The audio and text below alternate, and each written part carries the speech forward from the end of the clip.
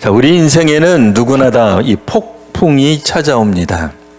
이 건강 문제, 경제적 어려움, 자녀 문제, 관계의 갈등이 생기기도 하고요. 또 예상치 못한 사건 혹은 사고가 우리를 흔듭니다. 이제 문제는 우리가 그 폭풍 자체보다 폭풍 속에서 무엇을 보고 있느냐 하는 것입니다. 우리 읽으신 본문에서 제자들은 갈릴리 바다 한가운데에 있었습니다. 예수님은 기도하시기 위해 산으로 올라가셨고 제자들은 배를 타고 미리 건너가고 있었습니다. 그런데 거센 바람이 불기 시작합니다. 오늘 본문에서 배가 이미 육지에서 술이나 떠나 바람이 거스름으로 물결로 인하여 고난을 당했다고 말을 합니다. 제자들은 열심히 노를 저었는데 앞으로 나아가지 못합니다. 적어도 우리는 12명의 제자 중 절반 이상이 어부 출신인 걸 알고 있습니다. 그들은 지쳐 있었고 두려움에 사로잡혀 있었습니다. 근데 바로 그때 예수님이 바다 위로 건너서 그들에게 오시는 장면이 오늘 본문의 내용입니다. 이 오늘 본문 가운데서 우리가 몇 가지 살펴볼 말씀이 있습니다. 첫 번째, 두려움은 예수님을 알아보지 못하게 만듭니다. 오늘 이제 성경에 나오는 밤 사경, 새벽 4시쯤 되는 시간이라고 할 때에 어둠은 아직 걷히지도 않았고 제자들은 지쳐 있었습니다. 그때 누군가 물 위를 건너온다. 제자들의 반응에 첫 번째 반응은 뭐였죠? 유령이다. 예전 성경은 귀신이다 이렇게도 나오죠. 예수님을 보고도 예수님이라고 제자들은 생각하지 못했습니다. 왜 그럴까요? 두려움 때문입니다. 사람이 두려움에 사로잡히면 현실을 정확하게 보지 못하게 됩니다. 작은 문제를 봐도 크게 보입니다. 두려움에 빠지면 하나님의 은혜는 보이지가 않습니다. 실제로 많은 사람들이 인생의 폭풍 속에서 비슷한 경험을 합니다. 분명 하나님은 일하고 계시는데, 역사하고 계시는데 보지 못합니다. 하나님께서 가까이 계신데도 느끼지 못합니다. 하나님께서 길을 열어주시는데도 우리는 종종 절망만 볼 줄 압니다. 이 두려움이 생기면 시야가 좁아집니다. 그때 예수님이 우리에게 말씀하시죠. 안심하니, 안심하라. 나다, 나니 두려워하지 말아라. 안심하라 라고 하는 말은 그저 마음을 편하게 해라 그런 뜻이 아닙니다. 용기를 내라, 담대하라, 확고하게 서거라 라는 의미입니다. 그리고 예수님 하신 말씀 바로 나다. 그러니까 우리 성경에는 중간에 있어서 나니 이렇게 되어 있습니다만 나다 이런 말씀이 있습니다. 이제 원문으로 읽으면 내가 있다. 내가 여기 있다 라는 뜻입니다. 마치 구약에서 여호와 하나님께서 모세에게 말씀하실 때 나는 스스로 있는 자니라 라고 말씀하신 것과 비슷한 표현입니다. 예수님은 두려워하는 제자들에게 내가 곧 예수다 이런 말씀하시는 게 아닙니다. 내가 있으니 너희들은 두려워할 필요가 없다. 내가 여기 있다. 내가 함께 있다라고 말씀하시는 겁니다. 혹 우리 가정이 걱정되십니까? 그때 주님이 말씀하시는 거예요. 아무개야 걱정하지 마라. 네 가정은 내가 지킨다. 내가 함께 있다. 그 말씀하시는 거예요. 학교가 걱정되십니까? 교회나 사회가 걱정되십니까? 물론 걱정할 것들이 투성이에요. 너무 많아요. 그러나 하나님이 함께 계시면 분명 이렇게 말씀하실 것입니다. 너희는 두려워할 필요가 없다. 내가 여기에 있다. 라고 말입니다. 그러니까 폭풍보다 중요한 것은 예수님이 함께 하신다는 사실입니다. 우리 성도님들의 삶 속에 성도님들의 가정과 교회와 일터 속에 예수님이 함께 하심을 믿으시는 귀한 한 주간 되시기 바랍니다. 두 번째로, 믿음은 예수님의 말씀에 따라 한 걸음 내딛는 것입니다. 다른 제자와 달리 베드로는 조금 다른 반응을 보여줍니다. 주님, 만일 주님이시거든 나를 명하사 물 위로 걸어오게 해 주십시오. 많은 사람들은 혹 베드로가 지금 이 순간 주님이시라면이라니 이거 의심하고 있는 거 아닌가라고 생각합니다. 그러나 베드로는 확인하려고만 한 것은 아닙니다. 여기서 더 중요한 것은 베드로가 예수님께 가까이 가고 싶어 했다는 사실입니다. 주님이시라면 저도 주님 계신 곳으로 가고 싶습니다 라고 말을 한 거예요. 예수님 대답하셨죠. 아주 짧게요. 뭐라고요? 오라. 뭐 설명 없습니다. 이유도 없습니다. 방법도 없어요. 그저 오라. 사실 믿음은 모든 답을 얻은 후에 움직이는 것이 아닙니다. 비가 오도록 기도해놓고 그러나 우산은 안 가지고 가요. 왜요? 비가 안 오니까. 이 더운데 무슨 비가 오겠어? 비가 내리면 그제서야 우산을 챙기는 것, 그건 믿음이 아니죠. 믿음은 모든 답을 얻은 후에 움직이는 것이 아니라 주님의 말씀을 듣고 그 즉시 한 걸음 내딛는 것입니다. 과거에 아브라함이 그랬고 모세도 그랬고 주님의 제자들도 그랬습니다.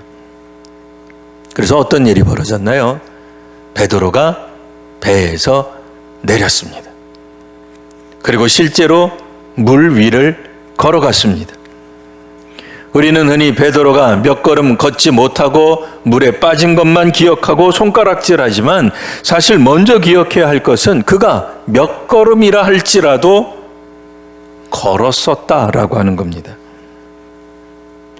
11명 제자들은 배 안에 있지만 베드로 한 사람만큼은 예수님의 말씀을 붙들고 순종하여 물 위로 나아갔습니다. 믿음은 안전한 배 안에 머무는 것이 아닙니다. 예수님의 말씀을 따라 배 밖으로 나아가는 것입니다. 온실 속에 있는 믿음처럼 있어서는 안 됩니다. 현대사회일수록 점점 사회는 복잡해지고 우리로 하여금 하나님 온전히 믿기 어렵게 만듭니다. 우리의 원수가, 대적이, 사탄이 우는 사자처럼 두루다니며 삼킬 자를 찾습니다. 그저 12명의 제자라고 하는 신분을, 타이틀을 얻었다고 해서 되는 것이 아닙니다. 때로는 배 밖으로 나갈 줄 아는 믿음이 필요합니다. 오늘날에는 많은 사람들이 기도를 하지 않습니다. 왜요? 혹 기도하다가 하나님이 나를 부르셔서 선교사로 쓸까 봐, 사명자로 쓸까 봐, 헌신자로 쓸까 봐. 지금도 하나님 나 열심히 헌신하고 있는데 또 여기서 더 헌신하면 어떻게 될까 걱정이 돼요. 그래서 기도의 자리로 나아가지 않아요. 혹 하나님이 나를 들어 쓰셔서 이 시대의 전도자로 삼을까 봐 전전긍긍하는 모습이 있어요. 우리는 구원받았으면 다 되었다고 여기는 특징이 있습니다. 예전에 한번 제가 말씀드렸죠. 일본의 어떤 선교사님이 열심히 전도해서 일본인들에게 공과 공부도 시키고 성경 공부도 시키고 한 2년쯤 지나서 세례 증서를 주었더니 그분이 세례 증서 받고는 그 다음 주부터 안 나오더래요. 왜 안 나온다고요?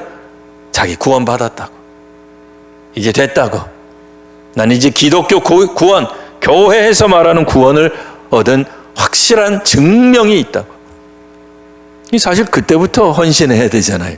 세례교인 된 다음부터 하나님께 더욱더 친밀하게 나아가야 되잖아요. 근데 거기서 멈추는 거예요. 배 안에서 예수님인 걸 확인하고 마음에 평안을 얻는다고 끝나는 게 아닙니다. 배 밖으로 나오십시오. 여러분들을 안전하게 믿게 만드는 그곳에서부터 나오십시오. 그래야 예수님께서, 하나님께서 하시는 진짜 역사하심을 바라보게 될 것입니다. 세 번째, 믿음의 반대는 문제의 크기가 아니라 의심이에요. 그러니까 믿음의 반대는 불신앙이라기보다 의심이에요. 자, 우리 아시다시피 베드로가 멀쩡하게 잘 걸어오다가 물에 빠지기 시작합니다. 왜 그랬을까요? 본문에는 이렇게 말합니다. 바람을 보고 무서워하여 빠져가는지라. 처음에는 예수님을 보았습니다. 그러나 어느 순간에 바람을 보기 시작합니다. 주님보다 환경을, 주님보다 문제를 더 크게 보기 시작한 거예요. 그럼 바람이 가짜입니까? 바람은 실제예요. 실제 하는 거예요. 실제적인 위험이에요. 뱃사람들은 풍랑이라고 하는 것이 얼마나 위험한지 알고 있습니다. 작은 배로는 이 배로도 살 수가 없어요. 그런데 맨몸으로 물 위를 걷다니요. 열이면 9, 죽을 수밖에 없을 거예요. 우리도 그렇습니다. 처음에는 하나님의 약속을 붙들고 나아갑니다. 그러나 시간이 지나면서 점점 현실을 바라봅니다. 현대적 의미에서 현실을 바라보는 것은 미치지 않은 증거죠. 믿음의 관점에서 보기 시작하면 이거는 믿음에서 벗어나는 거예요. 초점을 잃은 거예요. 우리는 병보다 크신 하나님보다 병 그 자체를 바라봐요. 문제보다 크신 하나님을 바라보지 못하고 문제에 우리의 마음이 꽂히기 시작합니다. 그러면 뭐가 찾아온다고요? 두려움이 찾아옵니다. 그러니 이 두려움은 우리의 믿음을 약하게 만들고 의심에 빠지게 합니다. 의심은 우리로 하여금 가라앉게 만드는 심리적 요소요. 또 실제적인 영적인 요소도 됩니다. 감사한 것은 이제 베드로가 빠져갈 때에 베드로가 외치죠. 주님 좀 살려주십시오. 우리가 어떤 문제를 가지고 기도하다가 주님 간절히 기도하는 거 조금 다른 개념이에요. 믿음으로 출발했다가 두려움 때문에 의심이 생겨서 빠져 죽어가는 자신을 볼 줄 아는 거, 그거 정말 잘한 거예요. 자기가 죽어가고 있는지도 모르는 게 더 큰 문제죠. 그나마 베드로는 이거 조금 있으면 나 죽을 수 있구나 빨리 깨달았어요. 그래서 주님께 매달립니다. 주님 살려주십시오. 주님 붙들어 주십시오. 주님 도와주십시오. 그때 주님은 이 기도를 외면하지 않으셨습니다. 31절, 예수께서 즉시 손을 내밀어 그를 붙잡아 주셨어요. 물론 꾸짖은 장면도 있어요. 그러나 우리 주님은 먼저 붙잡아 주세요. 꾸짖는 게 아니라 먼저 붙잡아 주세요. 책망하기 전에 먼저 구원해 주십니다. 그리고 말씀하십니다. 믿음이 적은 사람아 왜 의심하였느냐. 예수님은 베드로가 물 위를 걸으려 하신 것을 책망하지 않았습니다. 믿음도 부족한데 네가 감히 물 위를 걷겠다고? 웃기네 라고 말씀하지 않으셨어요. 베드로가 잘못한 것은 물 위를 걸은 것이 아닙니다. 의심한 거예요.